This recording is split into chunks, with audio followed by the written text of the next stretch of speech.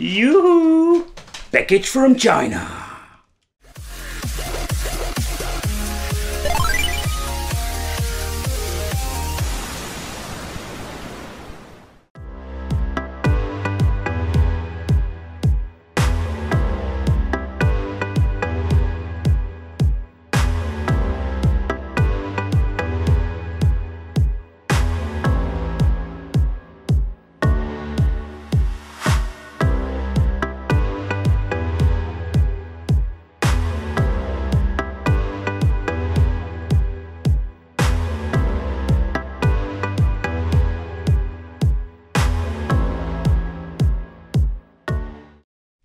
Welcome to the Wicked Gamer and Collector. Welcome back to the channel. Yes people, we are back. We are back with a new portable system from our friends from China. And in today's video we have the Q3. And this one comes or supports an external gamepad double against. Sorry, what? Support external GameBoy, whatever. So, what can we expect from this system? I can already spoil you a little bit, or you see it in the title screen. It comes with 800 games, so 800. Wow! It came. It's a long day. It comes with 500 games. So, let's do a little bit of an unboxing because there's nothing in this thing, and that is why I'm throwing it. Let's unpack it, or just show you what's inside. So let's do a little bit of an overview. What are we going to get within this package? It comes with an AV out cable because this system supports AV out, so that is pretty awesome. We got a USB cable because it's got an internal battery so we can recharge it. Warranty paper, toilet paper, because yeah, warranty. 2018, maybe when it's produced, something. Instruction manual. With some basic explanation, volume control. We even got some maintenance. Don't disassemble, it has nothing to do with maintenance, people. So, and here we have the controller. So that is really unique with the system. I think that's the same port for charging. We can plug in this controller. And I can tell you already, it feels super cheap. Super duper cheap. This is what we got a sub controller and the system is VS. Maybe it's all the same factory they're making this portable systems. So yeah, it's even, we'll try it out, but I think this is not very special. But yeah, it's a fun idea that you can use an extra controller. And let's take a close look at the system itself. Alright, let's take a close look at the D-pad. It feels quite nice for a cheap system, so that is cool. We're getting here a reset, AB, the turbo button, start select. And the reset button is over here. I'm very happy that they did this. I'm very happy about it. Here at the bottom we are finding the USB connector for charging and plugging in player 2. At the top we are finding the power switch for on and off. Here we have TV out and here we have the volume control. And oh yeah, they are using the same song from Final Fight again. We're having a little speaker over here and I can tell you, it's pretty damn loud! And behind door number 1 we are having, well, this little lithium battery, 700 milliamp. But the fun thing about these, they are very common, so if you need to replace it, you can buy it for a couple of dollars or yeah, have some spare ones for on the go. So that's what I really love about these cheap and very common lithium batteries. Alright, let's take a close look at the games. The 501, then is the question. Oh man, I wanted to have the question, are there good games on it, but I'm already seeing here the Mario 6 and 9, so that means there are a lot of homebrew games. I see Super Mario 3, alright. All the Double Dragon games, Ninja Gaiden, Adventure Island 4, so that is, as far as I know, a homebrew game. Go and do a little bit of a scroll through the games. So far so good. A lot of knockoff games. I need to go back a little bit. Angry Birds, oh yeah.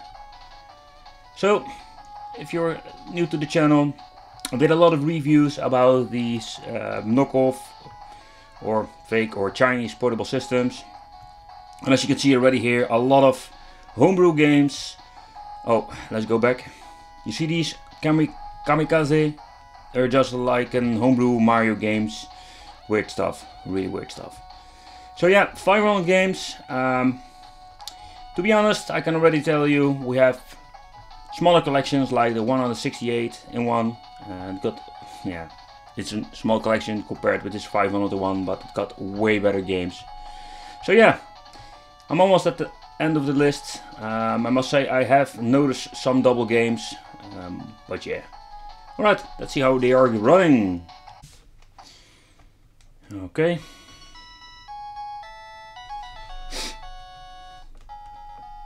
The viewing is not bad at all. Let's see how the D-pad is responding. Wow! I don't even have this punching sound. So the emulation is not the best I have seen. And yes, I have played with some cheap ass systems over time that even had this punching sound. Put your war, put your war, put your war, put your war. So with this version you just need to make himself. Put your war, put your war, put your war, put your war, put your war, put your war, war. Alright.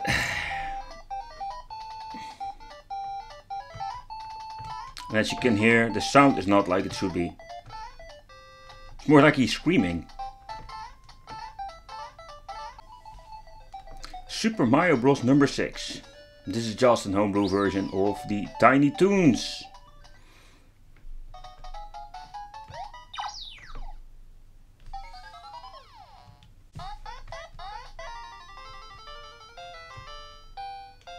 Oh wait, I'm going to hold this console this way.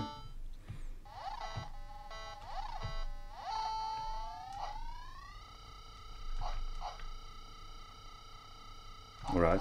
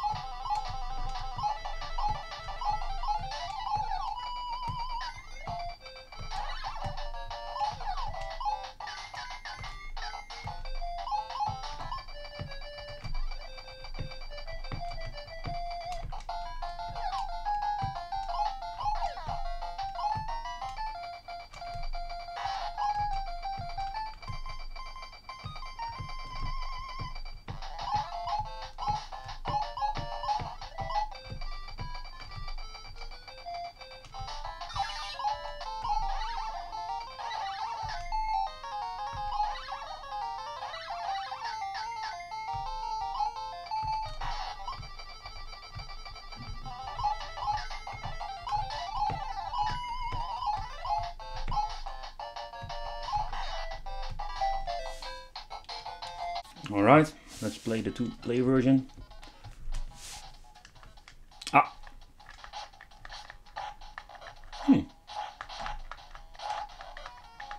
I must say, the controller responds good. Not bad at all.